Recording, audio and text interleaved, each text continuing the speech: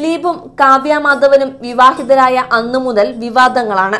പലതരത്തിൽ ഗോസിപ്പുകളെത്തി. കൊച്ചിയിൽ നടി ആക്രമിക്കപ്പെട്ട സംഭവത്തോടെ കഥകൾ പല വഴിക്കായി. ദിലീപും കാവ്യയും തമ്മിൽ തെറ്റിയെന്നും വീട് മാറി താമസം തുടങ്ങിയെന്നും വരെ വാർത്തകളെത്തി. എന്നാൽ ഒന്നും സംഭവിച്ചില്ലെന്ന് വ്യക്തമാക്കും വിധം പൊതുവേദിയിൽ കാവ്യ മാധവൻ എത്തുകയാണ്.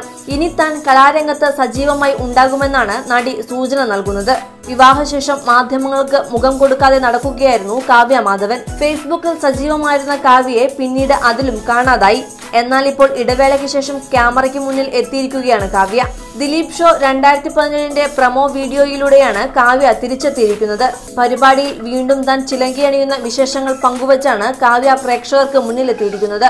ഇതോടെ ദിലീപിന്റെ അമേരിക്കൻ ഷോയുടെ ജനപ്രിയതയും കൂടി. മഞ്ജു വാര്യരെ ഉപേക്ഷിച്ച് കാവ്യയെ കെട്ടാനുള്ള തീരുമാനത്തോടെ ദിലീപിന്റെ ജനപ്രിയതയ്ക്ക് വലിയ തിരിച്ചടിയുണ്ടായെന്ന് വിലയിരുത്തലുണ്ടായിരുന്നു.